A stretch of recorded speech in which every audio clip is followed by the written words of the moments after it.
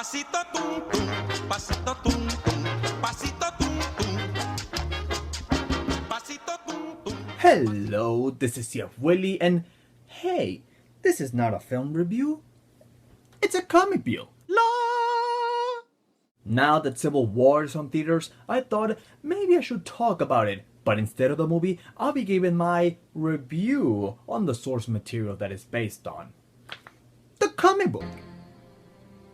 Written by Mark Millar, who all I've heard from fans is nothing but positive feedback from his work. I gotta say, I haven't read that many comic books, but out of the first ones I have, Civil War was a great story because it presented a gigantic issue about emotional debates and friendships being broken for the benefit of everyone surrounding it. In the comic, the plot involves the Avengers being on the public eye in a bad way after a reality show of indie superheroes caused civilian deaths and destruction in the city. This pushes the government to take action and create new laws so all superheroes from now on work for the government, and whoever doesn't accept these conditions will be labeled as a criminal. In one side is Iron Man agreeing with the terms and held as the leader of the group, and on the other side it's Captain America and his group not agreeing with the conditions, which leads the Avengers to argue, split, fight, betray one another, witch hunts, and deaths. When I first bought the comic last year, the owner of the shop told me that once I start reading it, I would not stop, and boy was he right. I just couldn't drop it because of the drama, the twists, and the surprises.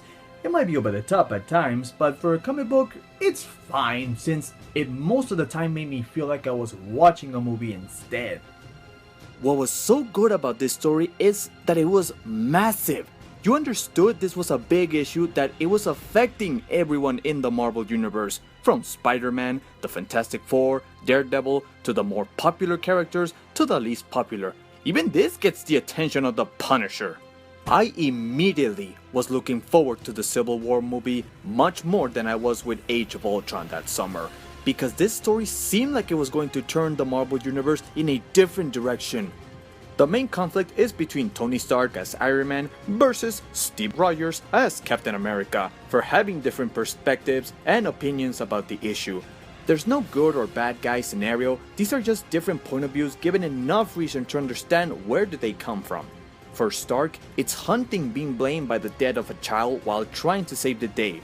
So it pushes him to work for the government, now getting paid, and no longer labeled as an unlawful vigilante. But it's not sure if he's doing the right thing until he later starts believing in the cause and taking matters into extreme measures. But for Steve, he's concerned that one day they might follow orders from corrupt leaders that will make them go after the wrong people. While it is a good point, they'd add another point that, for me, it was very weak. Like for example, most of them have to take their mask off if they're gonna work for the government. Just the way it sounded seemed more like a storyline I would normally see in a wrestling show.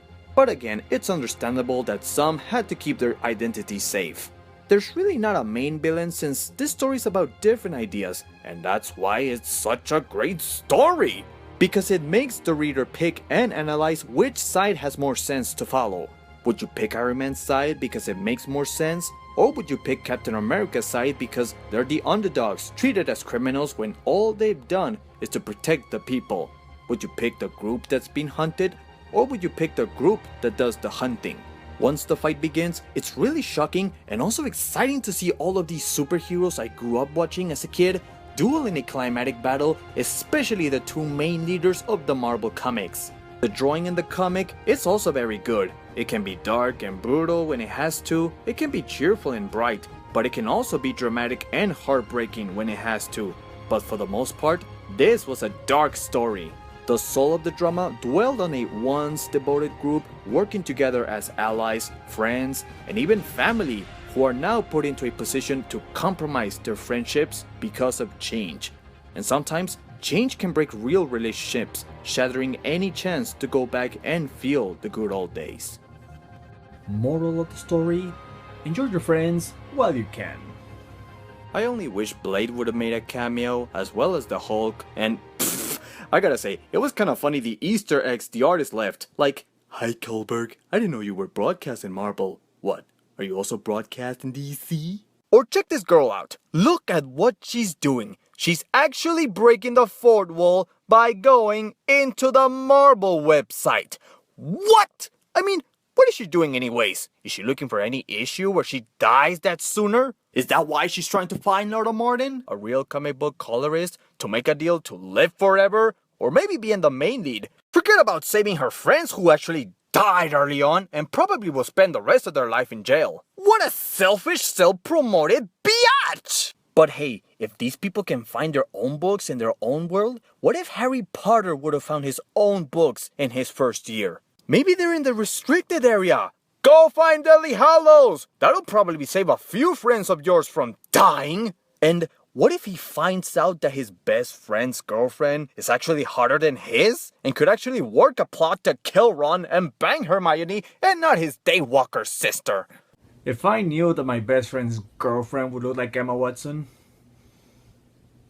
I probably would do the same thing.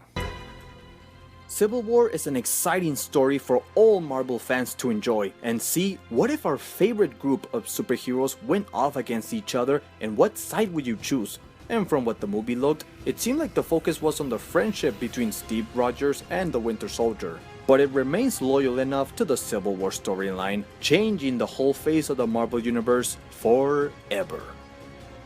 In my opinion, I thought the movie was better than the comic because it felt more real and they kind of turned away from the comic sci-fi over the top just a little bit. And thank God they dropped those superheroes and supervillain phrases because it just sounded so campy in the comic. But they're still good in their own ways. And for those who haven't seen the movie yet, is there any shock values or any deaths in the movie? Well, that's for you to find out. I give the comic an 8.5 out of 10 stars. So if you read Civil War, what were your thoughts on the story? Did you like it? Did you not like it? You can comment down below and give your own personal critique. And what would you leave as a good recommendation for a comic book? Well, that ends it for now, but tune in next time because I'll return and review more films. So for now, that's it for today. Ciao.